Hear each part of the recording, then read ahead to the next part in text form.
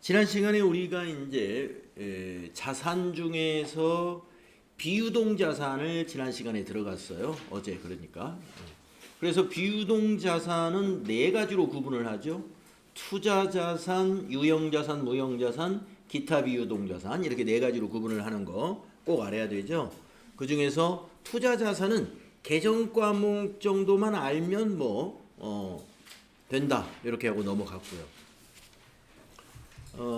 그 다음에 이제 유형자산은 이제 계정 과목만 알아서 되는 게 아니라 유형자산의 취득 원가의 개념, 또 유형자산 취득 후의 지출, 두 가지. 자본적 지출은 무엇이고 수익적 지출이 무엇인지 이걸 알아야 돼요. 자본적 지출은 자산 처리해야 한다. 수익적 지출로 판단되는 것은 비용 처리를 해야 한다. 자산 처리한다는 말은 건물이면 건물, 차량이면 차량 운반구, 비품이면 비품으로 회계 처리하라는 이야기고, 비용 처리하라는 말은 수선비로 처리하면 된다. 근데 차량은 수선비 대신에 차량 유지비라는 걸 따로 씁니다. 그 다음에 이제 유형자산은 장기간에 걸쳐 사용하기 때문에 그 사용 가능 기간, 즉 내용 연수 기간으로 나누어서 취득 원가를 비용 처리하고 있어요. 그걸 우리가 감가상각의 개념이라고 그랬죠. 감가상각의 개념이 바로 사용 가능한 기간 동안 비용을 나누어 처리한다는 개념이란 말이에요. 그러면 그 비용을 어떻게 측정하느냐? 기간이 경과함으로써 가치가 감소한 부분을 그러면 한번 계산하자. 그 계산하는 방법에 몇 가지 방법이 있다 이거죠. 그게 이제 감가상각 방법, 정액법, 정률법, 연수합계법, 또 생산량 비례법 등이 있어요. 그 중에서 우리가 가장 많이 적용되는 감가상각 방법은 두 가지인데 정액법과 정률법이다. 그리고 정액법, 정률법 계산하는 방법 58페이지에 소개되어 있었고요. 매우 중요하죠. 계산하는 방법 알고 계셔야 되고, 그 다음에 이제 어디까지 했냐면은 그러면 이제 재무상태표의 이 유형자산이 과연 어떻게 표시될까? 지금 우리가 유형자산은 취득원가라는 것도 있고, 그러면 감가상각을 하면은 그 감가상각 누계액이라는, 지금까지 만약에 3년간 사용을 했다. 그러면 3년간 감가상각을 얼마 했는가? 이런 것들이 재무상태표에 나타나느냐? 나타난다 그랬죠. 그래서 취득원가가 있고 그 밑에 감가상각 누계액이 있어요. 그리고 그 역한에 금액이 하나 더 있었죠. 그 금액은 취득원가에서 감가상각 누계액을 차감한 잔액, 그걸 우리는 장부금액이라고 한다. 그래서 유형자산의 장부금액 하면은 뭐예요? 유형자산의 취득금액 마이너스 감가상각 누계액이다. 이걸 아셔야 된다 이거죠. 그래서 어제 거기까지 우리가 공부했습니다. 그러면 이제 유형자산의 마지막 부분 59페이지 상단에서는 우리가 그러면 유형자산을 내용연수 기간 전에, 즉 중도에 처분할 수도 있다 이거죠. 중도에 유형자산을 매각할 수도 있어요. 그랬을 때 회계 처리는 어떻게 되느냐? 자, 유형자산의 처분시 금액하고 장부금액을 비교합니다. 처분시 금액은 우리가 시가대로 팔겠죠. 시가대로 팔죠. 그러면 장부금액이 항상 시가하고 같느냐? 그렇지가 않죠. 장부금액은 어디까지나 어떤 가정하에서 이렇게 취득금액에서 계속 이건 가치가 감소했을 거야 하면서 정액법이라든지 정률법이라든지 어떤 그 원칙을 정해가지고 계산을 해온 거예요.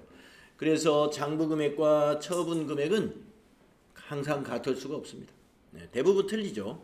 그래서 비교해가지고 처분금액이 더 높으면, 이 첫 번째 분계, 처분금액이 더 높으면, 즉 높은 가격으로 처분하게 되면은 유형자산 처분 이익이 발생하고, 반대로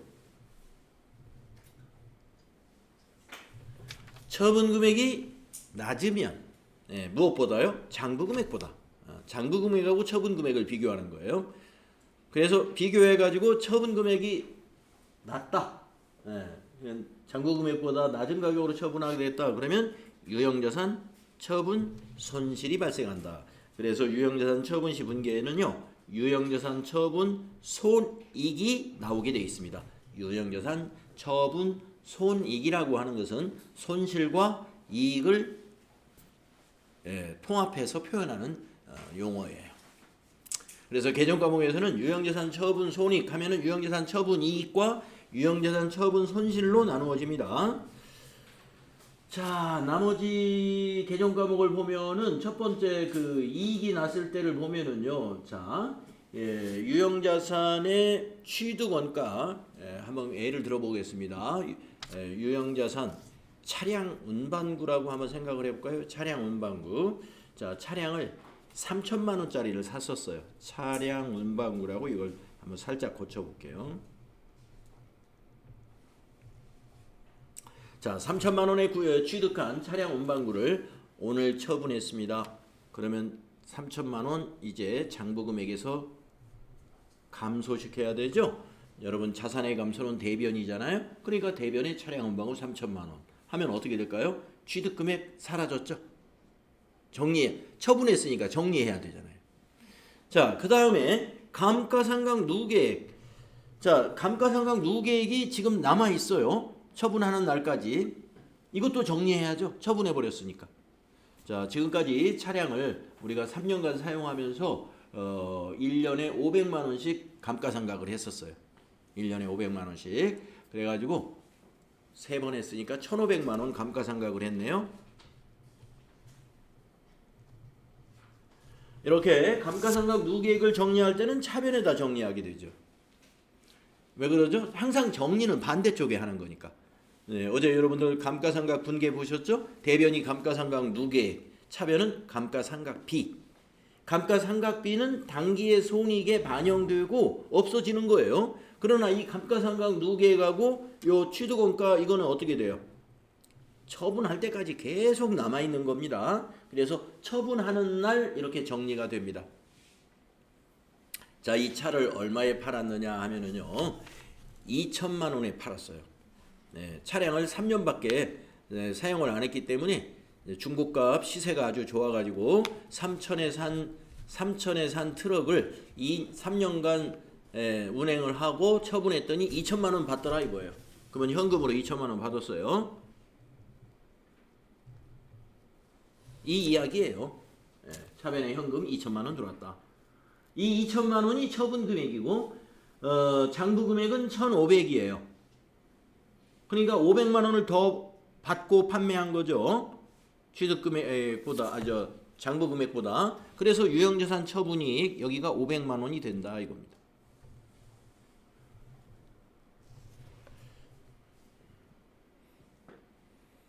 막 지워진 것처럼 보여가지고 지저분해 보입니다만은 한번 숫자를 이렇게 넣으면서 설명을 해봤어요. 이해가 되실까요? 자, 이번에는 그 밑에 거를 한번 해보겠습니다. 똑같은 차량이에요. 근데 이번에는 중고 시세가 얼마였냐면은 2천이 아니라 1,000만 원이에요. 3천에 트럭을 사가지고 3년간 운행을 했더니 중고시장에 팔려고 그러니까 1,000만 원으로 거래가 된다 이거예요. 그랬다고 한번 보겠습니다. 자, 그러면 대변의 유형자산, 이거 차량 운반구를 말하는 거예요. 이거 유형자산이라는 개념 과목은 없으니까 제가 여기 차량 운반구를 한번 고쳐볼게요. 3천만 원 정리해야죠. 처분이라는 건 정리해야 돼요. 그 다음에 감가상각 누계액도 정리해야 돼요. 1,500만 원. 1년에 500만 원씩 3년간 감가상각 했다고 그랬어요. 그럼 1,500만 원 정리합니다. 근데 시세가 얼마였어요? 처분 금액이 1,000만 원이에요. 그래서 현금 1,000만 원 받았어요. 자, 그러면은 지금 이 경우에 장부 금액은 1,500인데 처분 금액이 1,000만 원이네요. 500만 원 낮은 가격으로 처분했죠. 그래서 유형자산 처분 손실이 500만 원이 되는 겁니다. 자, 차변의 합계 3천, 대변의 합계 3천만 원. 딱 맞죠? 유형자산 처분 시 회계 처리 이렇게 하는 거예요. 아마 지금까지 여러분들 분계 중에서 제일 복잡한 분계를 여러분이 지금 보셨을 거예요. 근데 실제로 여러분이 유형자산 처분하는 분계를 할 때는 이보다 더 복잡해요. 왜 복잡하느냐? 일단은 부가세가 여기에서 지금 반영이 안 됐어요. 부가세, 부가가치세. 네, 아직 부가가치세를 안 배웠기 때문에 여기 재무회계에서는 일단 부가세 부분은 싹 빼고 지금 설명을 하고 있는 거죠. 근데 우리가 만약에 차량을 말이죠, 기업이 사용하다가 중고차 시장에다가 팔았습니다. 팔면은요, 자, 만약에 2천만 원에 팔았다. 그러면은 2,200이에요. 2,200에 사는 사람은 2,200에 사야 돼요. 왜 그러죠? 부가세가 있어요. 이 부가가치는 소비세거든요. 모든 소비에 대해서 면세 제화나 용역을 빼고는 모든 소비에 대해서 세금이 부과되는 게 바로 한국의 부가가치세입니다. 그러니까 돈을 얼마 받게 되냐면 저 위에 거 같으면은 2,200만 원을 받아요. 2,200만 원. 예, 여기 현금이 여기가 2,000을 받는 게 아니라 여기가 2,200이 됩니다. 2천만 원은 내 돈이고 우리 회사 돈, 200은 세금이에요. 200은 세금. 근데 이 세금을 우리가 걷는 건가요? 예, 세금은 국가가 걷는 거예요. 부가가치세는 국세거든요. 근데 우리 회사가 받아놨네요. 그러면 이게 빚이 돼요. 회사 입장에서. 예, 국가의 세금을 우리가 받아놨네. 그게 빚이에요. 부채. 그래서 여러분이 나중에 부채에서 예수금이라는 걸 배우는데 국가 돈을 기업이 임시로 이렇게 받는 경우가 가끔 있어요. 그건 예수금이라고 그래요. 근데 부가가치세 예수금이다 해서 부가세 예수금이라는 회계 개정 과목이 있어요.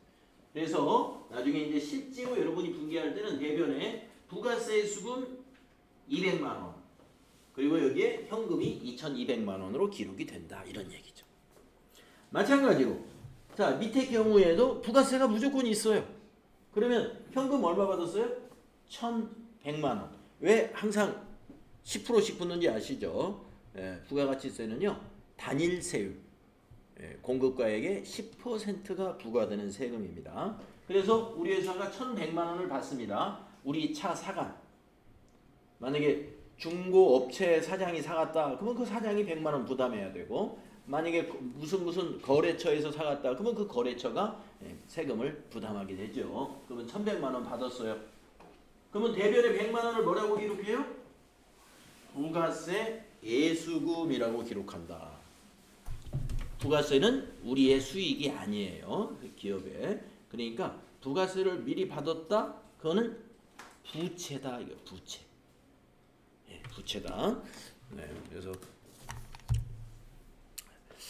아직은 이제 부가가치 개념에 대해서 우리가 공부하지 않았기 때문에 여기서는 부가세가 빠졌습니다만은 뭐 넣는 거 어렵지 않아요. 미리 여러분이 알고 계시면 좋아요. 어차피 배울 거니까. 자, 부가가치세는 소비세인데 누가 부담하는 거예요? 소비자가 부담하는 거예요. 소비자. 그러면 소비자가 소비할 때, 즉 상품을 매입할 때 또는 제품을 매입할 때 국가에다 세금을 내나요? 아니에요. 공급자한테 세금을 줘요. 그러면 그 공급자는 그걸 어떻게 회계 처리해요?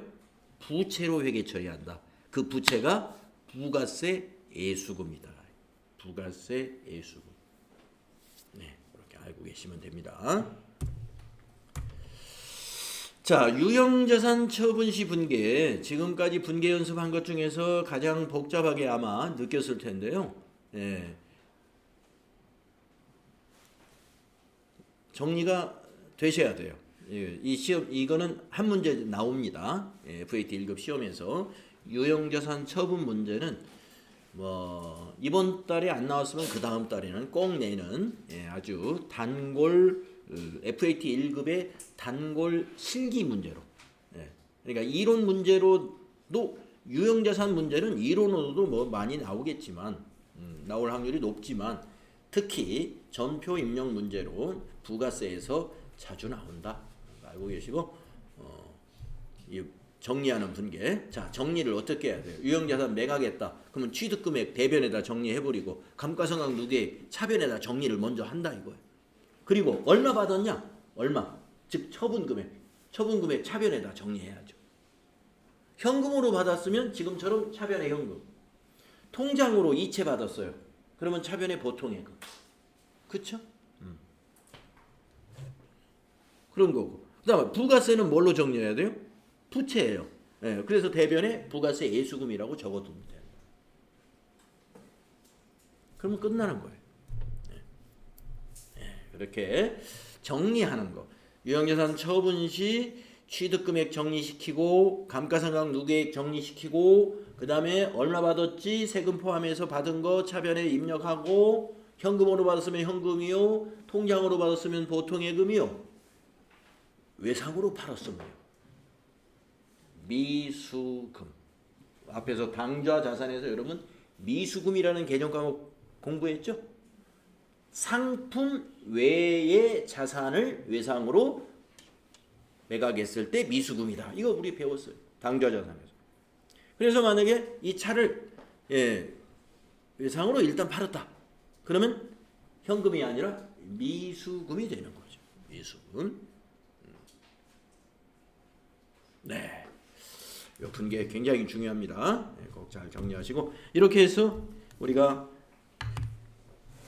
유형자산에 대해서 정리할 것들이 다 정리가 됐습니다. 다음은 이제 무형자산을 살펴보겠습니다. 자, 무형자산은 일단 공부할 내용이 많지가 않습니다. 많지가 않은 이유는 시험에서 그렇게 많이 다루지는 않아요. 그래서 몇 가지 유형자산과의 차이점, 유형자산과 무슨 차이가 있지? 요 정도 알면 좋을 것 같아요. 자, 무형자산. 기업의 경영활동 과정에서 장기간에 걸쳐 사용되어 미래의 경제적 효익이 기대되는 자산. 여기까지는 유형자산의 설명과 똑같죠? 유형자산도 여기까지 설명은 무형자산과 똑같이 설명하고 있죠? 영업활동 과정에서 장기간에 걸쳐 사용이 되어 미래의 경제적 효익이 기대되는 자산이에요. 으로써 그러면 유형자산과의 차이점은 뭐냐? 물리적 형태가 없는 무형의 자산이라는 것이 차이가 있습니다. 물리적 형태가 없어요. 비품이나 차량 운반구나 건물은 누가 봐도 이게 우리 회사 창고 건물이다. 창고 건물이 여기 몇 번지에 있구나. 딱 물리적 형태가 있는 거죠. 그런데 자, 우리 회사에 이러이러한 기술 특허가 있어. 기술 특허. 왜 몇 평짜리지? 물리적 형태가 없단 말이죠. 대개 어떤 법률적인 권리 같은 거가 많아요. 특허권, 상표권, 실용신안권, 권리. 그게 무형적이죠. 아니면 컴퓨터 소프트웨어, 프로그램들. 프로그램이 어디 있어요? 프로그램이가 이게 프로그램이 전부 컴퓨터 안에 들어 있잖아요. 컴퓨터 안에 들어 있는 것을 다 그러면 이렇게 이게 자산이 있냐 없냐를 그러면 프로그램을 다 일일이 실행해 봐서 그걸 알아야 되나요? 프로그램에도 어떤 만약에 외부에서 구입한 거다 그러면 구입 계약서라든가 어떤 라이센스 이 프로그램을 사용할 수 있는 그 권리증 같은 게 있어요. 프로그램에도. 그래서 이 무형의 자산은 물리적 형태가 없습니다. 그러나 뭐예요? 그게 권리가 정말 있는 거야 하는 것을 식별이 가능해야 돼요. 식별 가능해야 된다. 이러한 것이 있습니다. 자, 그래서 보세요. 그래서 물리적 형태가 없기 때문에 재무상태표에 기록하기 위해서는 추가적으로 고려해야 할 것이 있다. 그냥 특허권이 있다 해서 특허권은 있겠지. 그래서 추가적으로 고려해야 되는 뭐냐? 여기죠. 물리적 형태가 없지만은 식별이 가능해야 된다. 식별이 가능한 것도 이제 뭐 여러 가지가 있겠습니다만은 뭐 특허권이다 그러면은 우리나라의 특허권을 가지고 있다. 그러면 한국의 특허청의 뭐 등록번호라든가 이런 것들로 식별이 가능해야 그게 자산으로 기록이 가능하다 이겁니다. 만약에 세계적인 특허를 가지고 있다 하더라. 그러면 세계적인 그 기술이나 어떤 뭐 어떤 방법에 대해서 제조 기술을 뭐 여러 가지 기술이 있겠지만은 거기에 대해서 그 특허를 주관하고 있는 세계 기구가 어딘가 이런 데서 확인이 가능해야 된다. 식별 가능하고. 그다음에 기업이 통제하고 있어야 돼요. 기업이 통제하고 있어야 된다. 네, 우리가 이제 어떤 자산을 통제하고 있다면은요, 그것이 유형이든 무형이든 간에 그 자산을 회사가 사용하고 싶을 때 자유롭게 사용할 수 있어야 되며, 만약에 빌려줘, 임차를 해주고 싶어요. 그러면 임차할 권리도 있어야 되며, 이걸 매각하고 싶어. 상품 가치가 있어가지고 우리가 개발한 이 특허권을 다른 기업에게 매각하고 싶어요. 그럼 매각할 권한도 있어야 돼요.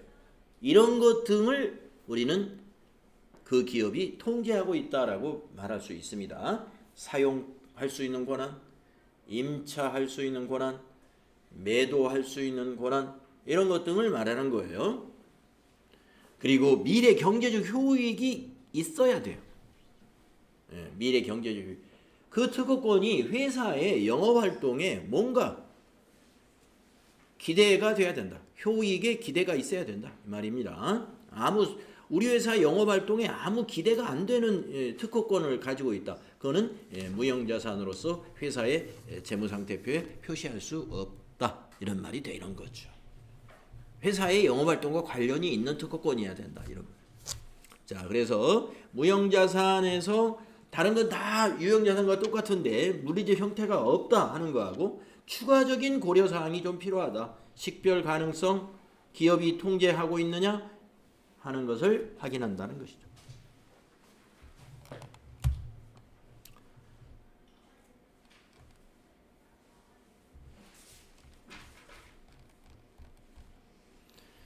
네, 그래서 다음 페이지에 표가 하나 있는데 식별 가능성과 통제, 미래 경제적 효익을 추가적으로 이렇게 설명했는데요.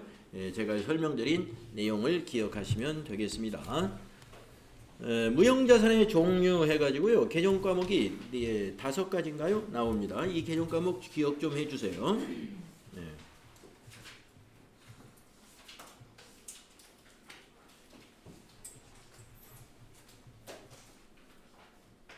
기억 좀 해주시는데, 자, 영업권에서 특이한 사항, 영업권이라는 개정 과목에서 특이한 사항. 여러분, 영업권은 우리 개인 사업자들로 말하면 권리금이라고 생각하시면 딱 이해가 쉽습니다. 권리금. 네, 권리금. 자, 우리 개인 사업자들이 권리금이라는 게 뭐죠? 누가 식당을 내가 하고 싶은데 내가 식당을 새로 차리지 않고 마침 내가 하고 싶은 자리에 식당이 하나 나왔어요.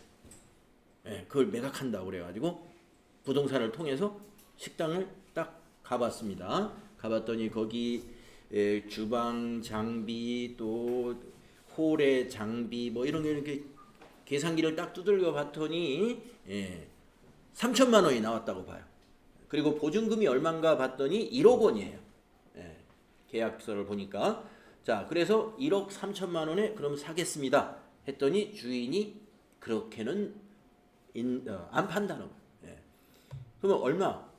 2억 3천만 원을 달라. 만약에 했다고 봐요. 1억 3천밖에 안 되는데 왜 2억 3천을 달라고 그러지? 1억 원은 자기 프리미엄이라는 거죠. 내가 여기서 장사를 잘했기 때문에 여긴 이미 손님이 계속 오고 있다 이거죠. 오고 있으니까 당신은 여기 와서 새로 뭐 이렇게 손님 광고할 필요도 없다. 그러니까 우리 이거 권리금으로 달라. 1,000만 원. 아니야, 1억 원. 그래서 가만히 보니까 그렇게 하는 게 나을 것 같아요. 그래가지고 1억 3천만 원짜리 재산 가치가 있는 식당을 내가 2억 3천만 원에 샀죠. 자, 그러면은 자 1억 3천만 원을 장부에 기록할 때는 그 3천만 원은 비품이잖아요. 그러면 이제 우리 회사가 비품으로 3천만 원 이제 잡으면 돼요. 이제 새로 인수한 거니까. 그다음에 1억 원은 내가 그 보증금을 안 왔어요. 그러면 그거 내가 임차 보증금으로 기록하면 돼요. 자산에 임차 보증금이라는 자산 개정 과목이 있어요. 또 비품이 3천만 원이에요. 그럼 나머지 1억 원은 뭘로 기록하느냐 이거죠. 권리금을 쓰는 개정 과목이 영업권입니다. 영업권. 영업권으로 무형자산으로 잡는 거예요. 실제 재산의 가치보다 더 지급한 거. 언제? 합병할 때. 그걸 우리가 사업의 결합이라고 합니다. 또는 매수합병이라고 합니다. 매수합병 시. 자, 한번 쭉 읽어볼게요. 영업권이라는 개정 과목이 뭔지를 여러분 잘 알고 계셔야 돼요. 기업의 좋은 이미지, 우수한 경영진, 뛰어난 영업망, 유리한 위치 등으로 동종의 타 기업에 비해 특별히 유리한 자원을 말한다. 영업권은 사업 결합으로 취득한 영업권과 내부 창출 영업권이 있는데 내부 창출 영업권은 회계에서 인정이 안 돼요. 예. 그러면 그 내부 창출 영업권은 나중에 매각할 때는 그 상대방이 그걸 인식할 수는 있어요. 그러나 내부적으로 우리 회사의 우수한 그 영업망을 구축했으니까 이번 결산 때 영업권 100억 원을 기록하자 이렇게 할 수가 없다 이거죠. 인정하지 않는다. 내부 창출 영업권은. 그럼 언제 인정이 돼요? 매수합병이라는 사업 결합 시에 순자산을 초과하여 지급하는 금액. 순자산을 초과하여 지급하는 금액이 그게 영업권이다 이거. 아까 제가 우리 식당 인수할 때 1억 원을 더 준 거 그게 영업권이라고 그랬죠? 그게 바로 순자산을 초과해서 지급한 거예요. 그것이 영업권이다. 이거 이해하시고. 자, 산업재산권은 쉽습니다. 특허권, 실용신안권, 디자인권, 상표권 이런 거 좀 들어보셨을 거예요. 이게 통합해서 산업재산권으로 통합 개정 과목으로 처리해도 되고요. 특허권, 디자인권, 상표권, 실용신안권 개정 과목 다 따로따로 만들어 쓸 수도 있습니다. 그 다음에 광업권도 우리가 광물을 채취할 수 있는 권리를 말하는 거예요. 이것도 무형자산이에요. 대개 기업과 국가 간에 계약을 하게 되죠. 기업과 국가가 계약을 합니다. 우리나라에 있는 광업을 하는 기업이 우리나라 국가하고만 계약을 하는 게 아니죠. 만약에 어디서 석유를 개발을 해야 되겠다. 그러면 석유가 사우디아라비아에서 나온다 그러면 개발권을 만약에 사우디아라비아가 팔겠다. 그럼 사우디아라비아라는 국가하고 우리 회사의 정유회사가 계약을 하겠죠. 그런 것이 광업권이다 이겁니다. 광업권. 그 다음에 개발비라는 개정 과목이 있는데 이건 좀 주의를 해야 돼요. 왜 주의가 필요하냐. 개정 과목 이름이 꼭 비용처럼 생겼어요. 여비교통비, 통신비, 복리후생비 이런 비용처럼. 근데 이게 비용이 아닙니다. 개발비는 무형자산이라는 걸 꼭 기억하십시오. 자, 개발비가 그럼 뭐냐? 설명을 보면은 신제품과 신기술 중에 개발 활동과 관련하여 발생한 지출입니다.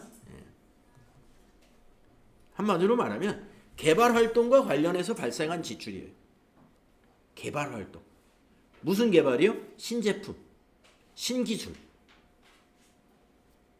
그러니까 결과가 있어요. 이 개발비는 늘 결과가 있는 거예요. 결과가. 신제품. 예를 들어서 무슨 암이 있는데 이 암을 완벽하게 치료할 수 있는 약을 개발했다. 무슨 제약회사가. 그러면 제약회사라는 건 원래 뭐예요? 약을 개발하는 일이 늘 하는 일이잖아요. 늘 하는 연구실에서 하는 그 비용, 연구원들 봉급 주는 거, 또 실험하는데 무슨 비용 나가는 거, 이거는 개발비가 아니에요. 예, 그거는 그냥 비용 판매 관리비로 처리하는 연구 개발비예요. 연구 개발비하고 개발비는 다르다 이런 얘기죠. 연구 개발비는 비용이 맞아요. 판매 관리비. 그건 뭐예요? 늘 연구원들이 하는 비용. 연구원들이 연구 활동을 하는데 들어가는 비용들. 연구원들의 급여라든가 실험실에서 사용되는 모든 소모품비 이런 것들. 그러면 개발비는 뭐라고요? 자, 연구를 하다가 이제 맥을 잡은 거예요. 말하자면 아,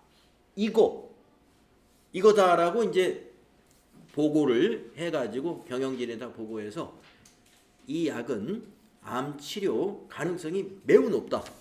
그래서 이거를 우리 회사가 지금 개발을 하겠습니다 하고, 그래 개발하는데 뭐가 필요하지? 예, 그러면 무슨 기계가 더 들어와야 되고 뭘 해야 되고, 그때부터 그게 이제 비용 나가는 비용이 개발비가 되는 겁니다. 신제품 목표를 딱 정해놓고 그때부터 사용되는 거. 그러면 이제 평소에 일상 연구하는 게 아니라 되게 기업들에서 어떻게 합니까? 그 개발팀을 따로 만들어요. 네, 뭔가 이제 확실한 맥을 잡으면 자, 우리 팀을 새로 만들어. 그래가지고 그 팀에서 나가는 이제 인건비며 무슨 기계 추가, 시험 기계 도입비 뭐 이런 것을 전부 기록했다가 나중에 뭘로 봐요? 개발 끝나고 나서 이거는 자산이다. 우리가 요 신제품 내는데 이러한 돈이 들어갔어요. 그거는 자산으로 잡아가지고 무형자산으로서 비용 처리를 하지 않습니다. 예. 기술도 마찬가지예요. 자, 그래서 미래 경제적 효익의 유입 가능성이 높으며 취득원가를 신뢰성 있게 측정할 수 있도록 있을 때 이것을 개발비라는 무형자산으로 본다는 거 알고 계시고요. 뭐 소프트웨어는 컴퓨터 프로그램. 컴퓨터 프로그램을 개정 과목으로 처리할 때는 소프트웨어, 하드웨어, 소프트웨어. 여러분 뭔지 아시죠? 소프트웨어가 바로 개정 과목으로 사용이 됩니다.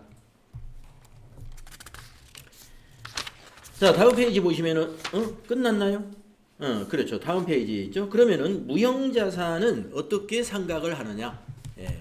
유형자산에 상각하는 방법하고 크게 다르진 않는데 한두 가지 차이점이 있어요. 무형자산의 상각 방법. 첫째, 무형자산은 직접 상각을 한다는 것이 차이가 있습니다.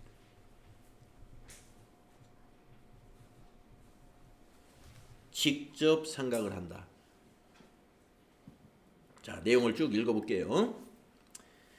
무형자산 상각은 유형자산의 상각 방법처럼 정액법, 정률법, 연수합계법, 생산량 비례법이 있는데 추정 내용 연수 동안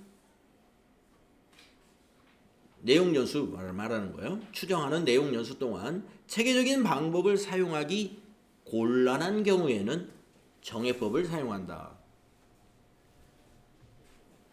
자, 가끔 보기에서요. 무형자산은 정액법으로 상각해야 한다. 보기가 만약에 그런 설명에 보기가 있다. 그러면 그건 틀린 거예요.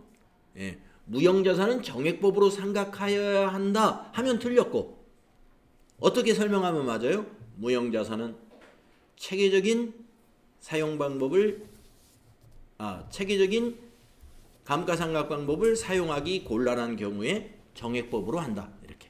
곤란한 경우에는 정액법을 하라. 그러니까 이거 정률법이나 연수합계법 쓰기가 곤란한데 그러면 정액법 써라 이거예요. 정액법. 그래서 그렇게 좀 뉘앙스가 다른 거예요. 그러니까 정액법으로 해야 한다. 그거는 잘못된 설명. 추정 내용 동안의 체계적인 방법을 우리가 선택하기 곤란한 경우 그때는 정액법으로 한다. 이렇게 돼 있어요. 그거 기억하시고. 그 다음에 무형자산의 회계 처리를 보시면 이 직접 상각이라는 얘기가 나옵니다. 보고기간 말의 단기에 해당하는 상각비 금액을 무형자산 상각비 계정 차변에 기입하고 해당 자산 대변에 기입한다. 자, 분계 내용이 유형자산 감가상각 분계하고 우선 차변에 오는 비용 계정 과목부터 틀려요. 자, 차변에 오는 비용 계정 과목이 유형자산을 상각할 때는 감가상각비라고 했습니다. 판매관리비에 감가상각비라는 개념 과목이 있어요. 감가상각비라고 했는데 무형자산은 감가가 아니라 무형자산 상각비라고 합니다. 무형자산 상각비. 이렇게 비용 계정 과목이지만 구분해서 쓰고 있고요. 대변이 더 중요해요. 우리가 유형자산은 대변에 오는 게 차감 계정을 썼잖아요. 차감 계정. 감가상각 누계액이라는 차감 계정. 그래서 어제 여러분 기억나세요? 감가상각 누계액이 건물은 건물 감가상각 누계액이 만들어져 있을 것이고 비품이라면 비품 감가상각 누계액이 만들어졌을 것이고 차량 운반구라면 차량 운반구의 감가상각 누계액이 만들어졌을 것이고 유형자산 계정 과목 중에서 감가상각을 안 하는 토지하고 건설 중인 자산 빼고는 다 하나씩 만들어져 있어요. 차감 계정. 그런데 무형자산은 없어요. 차감 계정이 없어요. 안 사용합니다. 바로 자산 감소를 바로 시켜요. 개발비, 영업권, 대변의 자산 감소 직접 감소시킵니다. 그래서 제가 직접 상각이다. 여기 밑에 주의에 나오네요. 유형자산에 대해서는 감가상각 누계액이라는 차감 계정을 사용하지만 무형자산에 대해서는 일반적으로 무형자산에서 직접 차감한다. 이 말이 직접 상각한다. 이 말이에요. 자, 무형자산과 차이점, 상각 방법에서 차이가 납니다. 직접 상각. 그 다음에 감가상각하는 방법이 다 유형자산과 무형자산도 어떤 방법을 써도 상관없지만 체계적으로 사용하기 곤란한 경우에는 정해법을 쓴다는 이런 선택이 있다는 거. 그 다음에 여기서 이거 하나 또 내용 연수에 대한 얘기 여기다 하나 더 적어 놓으세요, 여러분. 내용 연수에 대한 얘기 한 줄만 저기다 추가로 적어 놓겠습니다. 시험에는 잘 나오는데 우리 여기에서는 좀 빠져 있는 것 같습니다. 메모장에다 제가 써 드릴게요.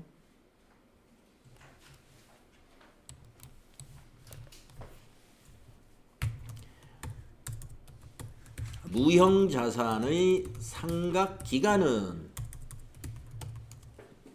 타 법령에 정해진 경우를 제외하고는 20년을 초과하지 않는다. 이런 또 원칙이 있습니다. 무형자산의 상각기간은 타 법령에서 정해진 경우를 제외하고는 20년을 초과하지 않는다.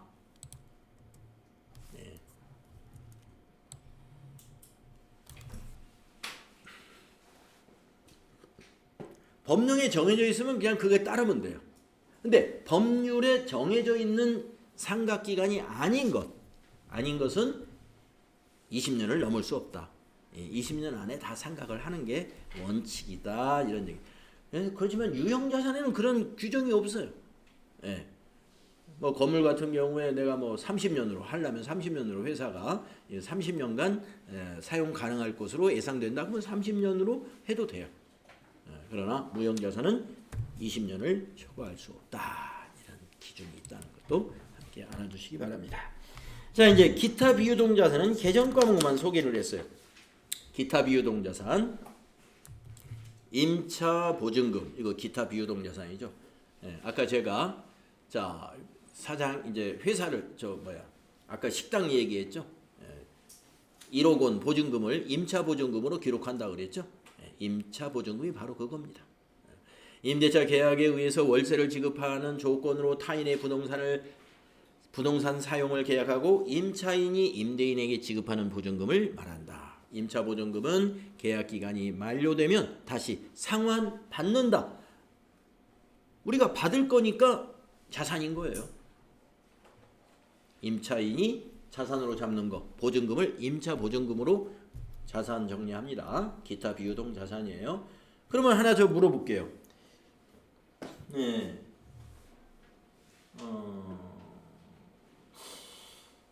박미영님한테 제가 질문 혹시 한번 했나요? 네. 했나요? 네. 원종류님? 저도 어제 했었어요. 그래요? 유근아님한테 한번 질문하고요. 유근아님 어디 계세요? 오늘 안 나오셨나봐. 그러면 유근아님이 문자도 안 왔는데.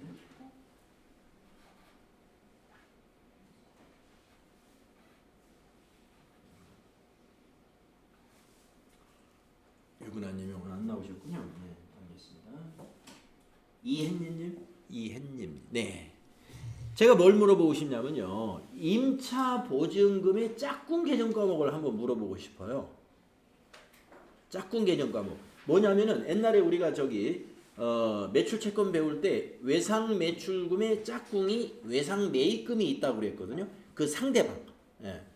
자, 그러면 여기서는 임차인은 빌린 사람이에요. 건물을. 그럼 임차 보증금으로 기록해요. 마지막에 보증금 1억 원이다. 그러면은 그 건물의 주인을 임대인이라고 하는데 임대인은 회계 처리를 1억 원을 뭘로 기록할까요? 네, 임대 보증금. 예. 그래서 이 짝꿍 계정 과목을 이게 여러분이 같이 생각을 하면은요. 좋습니다. 계정 과목 정리하실 때 예, 짝꿍이 있는 게 굉장히 많아요. 우리 외상 매출금의 짝꿍이 외상 매입금이 있었고 미수금의 짝꿍은 미지급금. 그 다음에 또 뭐가 있었을까요? 네, 여러 개 있었을 것 같은데. 자, 하여튼 나오면 그때 말씀드릴게요. 지금 여기 임차 보증금의 짝꿍이 임대 보증입니다. 그러니까 짝꿍이라는 건 상대편 입장에서 한번 반대로 생각해 보는 거예요. 자, 임차인은 돌려받아야 되니까 임차 보증금으로 자산으로 잡습니다. 그러면 임대인은 1억 원을 받았어요. 그러면 만기 때 돌려줘야 되네요. 돌려주는 의무가 있죠. 임대 보증금으로 기록하고 그거는 부채예요. 임대 보증금은 여기서 비유동 자산이니까 그 임대인은 비유동 부채로 기록하죠. 임대 보증금은 부채이고 임차 보증금은 자산이다. 이렇게 하나를 공부할 때 짝꿍까지 같이 해가지고 함께 세트로 공부해 버리면 여러분이 효율적으로 공부할 수가 있어요. 제가 그 부록의 개정 과목 정리를 여기서 하시면 좋겠습니다 하면서 그 표를 소개해 드렸는데 거기 맨 마지막 부분에 그 짝꿍들이 이렇게 표로 만들어졌던 것 같아요. 그 부분을 말하는. 자, 그 외에 기타 비유동 자산으로 전세권, 장기 외상 매출금, 장기성 바드러움 등이 있습니다. 뭐 여러 가지가 이렇게 있겠지만은 임차 보증금이 제일 많이 나온다고 보시면 되겠네요. 자, 이렇게 해서 우리가 자산 계정 과목들 또 자산의 분류를 다 정리했습니다.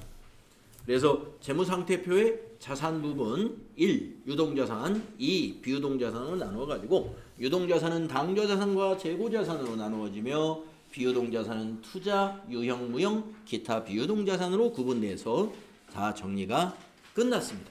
그러면 이제 부채로 넘어갑니다. 자, 부채는 유동부채와 비유동부채로 나누어서 공부하는데 자산과 똑같지 않습니까? 자산도 유동자산, 비유동자산으로 구분하듯이 우리가 기업의 부채도 유동부채, 비유동부채로 구분합니다. 기간도 똑같습니다. 자,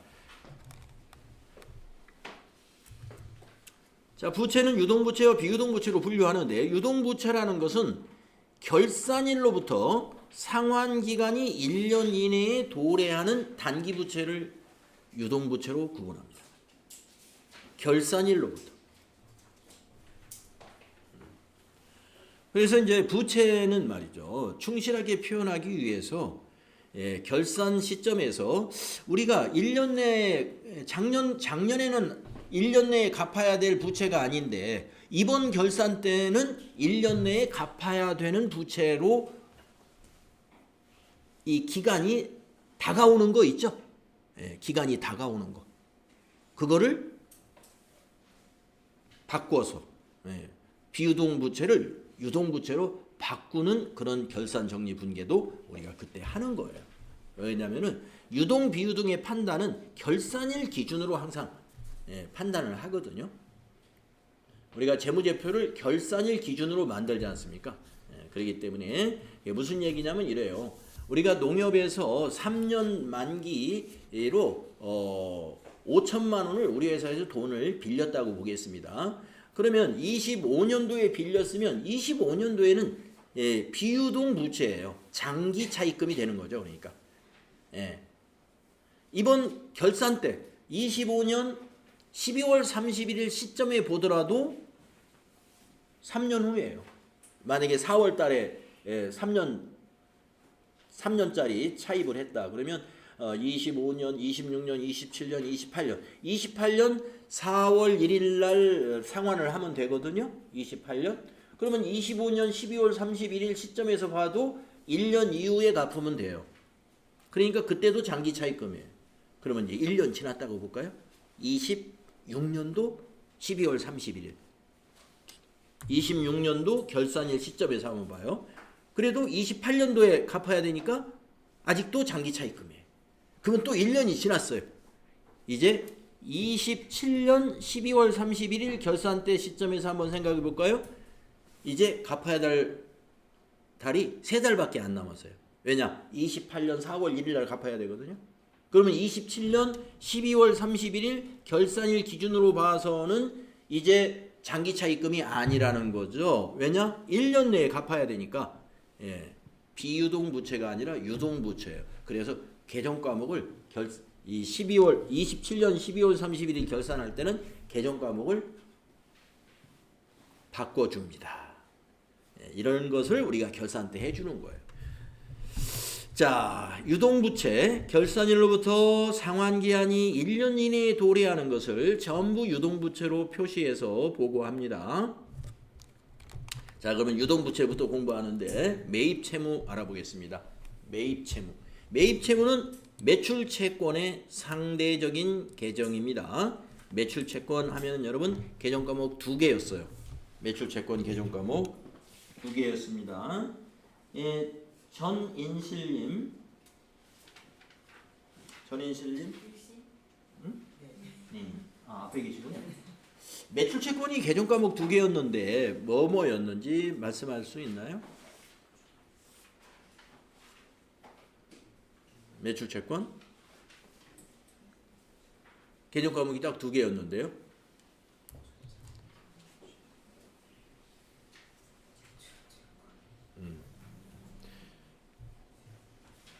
제가 왜 물어보느냐? 이 매입채무는 매출채권의 상대적 짝꿍 계정 과목이거든요. 그래서 이제 한번 기억을 더듬어 보라고. 예상매출금하고 받으러음하고, 예상매출금하고 받으러음하고. 자, 매출채권이 외상매출금 계정 과목과 받을어음 계정 과목입니다. 그런데 매입채무는 뭐냐? 한번 내용을 읽어봅시다. 매입채무는 매매거래가 성립되어 상품의 인수, 서비스 등을 제공받았으나 대금을 일정 기간 후에 결제하는 거래로 인해 발생하는 향후 자원이 유출되리라고 예상되는 부채이다. 이렇게 이제 멋있게 설명을 하는 거예요. 그러니까 상품을 인수는 했는데 그 대금을 일정 기간 후에 결제하기로 했다. 일정 기간 후에, 즉 외상이다 이거죠. 그래서 이 계정 과목이 뭐냐면 외상 매입금, 그 다음에 어음을 지급했으면 지급 어음이에요. 계정 과목이 이렇게 2개입니다. 외상 매입금과 지급 어음이 바로 그거다. 외상 매입금과 지급 어음이 바로 매입 채무. 그래서 여러분 짝꿍끼리 알아두시라고 아까 들었기 때문에 말씀드린 거예요. 예, 이때 여러분이 매입 채무 공부할 때는 자산에서 매출 채권을 떠올리시면 돼. 예, 매출 채권을. 그러니까 우리 회사가 외상 매입으로 기록했으면은요, 상대방 회사는 뭐로 기록했을까? 외상 매출금이라고 기록했다, 이런 얘기죠. 상대방 회사는. 자, 외상 매입금이 뭐예요? 여기 설명 읽어보시면 상품이나 원재료를 매입하고 대금을 나중에 지급하기로 하면 외상 매입금으로 기입한다. 외상 매입금은 부채란 말이죠. 그러면 여러분 거래 후 판결서에서 부채 증가는 대변이죠. 그래서 대변에 외상 매입금 이렇게 기입한다. 그러면 차변에 뭐가 들어왔어요? 상품이 들어왔죠. 네, 상품을 매입했으니까. 그래서 차변에는 상품, 자산 증가, 대변에는 외상 매입금, 부채 증가입니다. 예. 자, 여기서 오해를 하지 말아야 될 것은 상품이라는 재고자산, 원재료라는 재고자산이니까 외상 매입으로 하는 거예요. 만약에 차량을 외상으로 샀다, 외상 매입금 하면 안 됩니다. 왜? 우리 회사는 차량을 파는 회사가 아니에요. 우리 회사가 차를 파는 회사라면 판매 목적의 차니까 외상 매입금이 맞지만 차량은 유형자산이다. 우리 회사는 옷을 파는 회사예요. 그러면 차는 유형자산이에요. 차량이. 그러면 차를 외상으로 샀다. 그러면 우리가 그걸 미수금의 반대 개정가 뭐라고 그럴까요? 미지급금. 네. 아까 여러분 어떻게 했습니까? 자동차를 회사가 매각했어요. 그때 외상으로 팔았으면 미수금으로 현금 대신에 미수금으로 자산 잡으면 된다 그랬죠. 외상 매출금으로 하면 안 되고 미수금.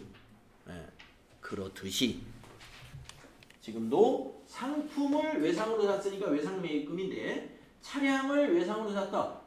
차변에 차량 운반구, 대변에 미지급금 이렇게 된다 이겁니다. 자, 미지급금은 이제 뒤에서 다시 나올 거고, 예, 자, 이 시간에는 외상 매입금이 어디에 쓰이느냐 이거 꼭 기억하시라 이거. 상품이나 원재료를 외상으로 구입한 것만 외상 매입금이에요. 자, 부채입니다. 부채 증가니까 대변이에요. 그리고 차변은 당연히 상품이 오겠죠. 원재료나 상품이 와요. 예. 외상 매입금이다 그러면 차변에는 올 게 딱 두 개 중에 하나예요. 제조업이면 원재료, 도소매업이면 상품. 이거밖에 올 게 없어요. 자, 그러다가 외상 매입금을 지급합니다. 나중에. 약속한 날이 돼서 지급을 하기로 했어요. 네. 자, 외상 매입금을 지급한다. 그러면 차변에 와서 외상 매입금 부채가 감소해야 되겠죠? 지급했으니까 없어져야 되죠. 대변에 현금이라는 자산이 감소하게 됩니다. 자, 외상 매입금 정리.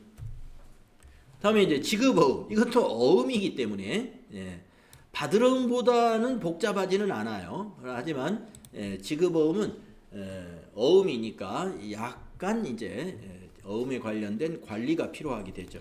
자, 약속어음은 발행인이 수취인에게 자기의 채무를 갚기 위하여 일정한 금액을 약정 기일에 약정한 장소에서 지급하는 것을 약속한 증권이다. 이거 받으러옴 때도 요 말이 나왔고요. 상품이나 원재료를 매입하고 대금을 약속어음으로 발행하여 지급하는 경우에 지급어음으로 기입합니다. 자, 이것도 상품이나 원재료를 매입했을 때 지급어음이 되는 거예요. 예. 상품이나 원재료를 매입하고 대금을 약속어음을 발행하여 지급했다. 그때는 대변의 지급어음이라고 기록하고, 그 어음을 받는 회사는 자기네 상품을 팔았잖아요. 그러니까 받으러음이라고 기록하겠죠. 예, 지급어음에 그래서 짝꿍 개정 과목은 받으러음이 되는 거죠. 받는 회사는 받으러음, 지급한 회사는 지급어음이라는 부채로 기록하게 됩니다. 자, 발행 시 한번 보세요. 상품을 매입하고 약속어음을 발행하여 지급한 지급어음 개정 발행하면 지급어음 개정 대변에 기입합니다. 그랬죠? 자, 차변에 상품 들어왔어요. 자산 증가, 대변에 지급어음, 어음 발행했어요. 부채 증가. 외상 매입금 대신에 여기서는 이제 지급어음이 되는 겁니다. 예. 그 다음에 만기가 됐어요. 약속한 날이. 그러면 지급어음이라는 의무가 끝나죠. 만기가 됐으니까 우리 은행에서 지급해 주잖아요. 예, 그래서 대변의 당좌예금이라는 예금에서는 인출이 일어납니다. 자, 만기시 거기 설명 보시면은요. 지급어음의 만기가 도래하면 우리 은행에 당좌예금 계좌에서 대금이 인출이 돼요. 즉 결제가 일어나요. 어음 대금을 지급하면 지급어음 계정 차변에 기입해서 부채 감소가 일어납니다. 차변에 지급어음이면 부채 감소죠. 항상 이 분계에서는 거래의 8요소에 딱딱 맞게 되는 거예요. 지급어음 차변 부채 감소, 당좌예금 대변 자산 감소, 이렇게 기록한다. 지급어음은 이렇게 발행에 관한 거하고 만기하고 이 두 가지만 나오는 이유는요. 우리가 이제 어음을 가지고 있는 회사가 받을 어음이잖아요. 그거는 받았을 때, 그 다음에 만기 됐을 때뿐만 아니라 가지고 있다가 이런 일이 발생할 수 있죠. 배서 양도도 있을 수가 있고, 그 다음에 은행에 갔다가 할인할 수도 있고, 또 부도가 날 수도 있죠. 그러니까 세 가지가 더 있었어요. 받을 어음은. 할인하는 경우, 배서 양도하는 경우, 부도가 났을 경우, 이렇게 세 가지 경우가 더 있는데, 어음을 발행한 회사, 지급어음에 대해서는 물론 지급어음도 다시 발행하는 경우도 있고, 우리가 또 부도가 났을 때 또 우리가 처리할 것도 물론 있지만, 여기서는 이렇게 두 가지만 나왔습니다. 자, 요거 뭘 설명하는 건지 보세요. 자, 매출할 때 상품을 외상으로 매출할 때 우리 매출채권에서 외상매출금 공부했고요. 상품을 매출하고 어음을 받으면 받을 어음으로 기록했어요. 그런데 지금 우리가 부채 공부하고 있잖아요. 매입 시에는요. 상품 매입하고 외상으로 매입했어요. 그러면 지금 방금 정리했던 외상매입금이라는 부채로 대변에 기록하고요. 상품을 매입하고 우리 회사가 어음으로 대금을 지급했어요. 그러면 지급어음이라는 부채로 대변에 기입한다. 요 짝꿍 개념 과목 매출과 매입으로 이렇게 정리했고요. 자, 오른쪽에 있는 건 뭐예요? 상품 외의 거에 매각과 구입하는 개념 과목하고 혼동해서는 안 된다. 그래서 보면은 상품 외의 것을 매각하고 외상으로 했어요. 미수금으로 하라고 우리가 앞에서 공부했고요. 마찬가지로 상품 외의 것을 매각하고 어음 받았어요. 받을 어음으로 하면 안 돼요. 그냥 미수금이에요. 마찬가지로 매입의 경우도 상품 외의 것을 구입하고 외상으로 했어요. 미지급금이라고 아까 말씀드렸죠. 어음으로 지급했어요. 그것도 미지급금이에요. 그냥 상품 외의 것은. 그래서 외상매출금 받을 어음 또 외상매입금 지급어음은 이거는 재고자산 거래에서만 사용하는 개념 과목이구나. 재고자산 거래에서만 사용하는 개념 과목이다. 라는 걸 우리가 알게 되는 거죠. 재고자산이라는 것은 상품이나 제품이나 원재료 이런 거래에서만 쓰는 거예요. 그래서 매출채권이다, 매입채무다 이렇게 부르는 거예요. 매출채권, 매입채무. 매출채권, 매입채무는 바로 재고자산 거래에서만 쓰이는 개념 과목들입니다. 자, 매입채무, 외상매입금, 지급어음 두 개 대변에 부채니까 대변에 기록하는 거 기억하시고요. 나중에 우리가 갚으면은 차변에 와서 소멸합니다. 부채가 감소합니다. 자, 혹시 질문 있으신가요? 그러면 쉬는 시간 갖도록 하겠습니다. 쉬었다가.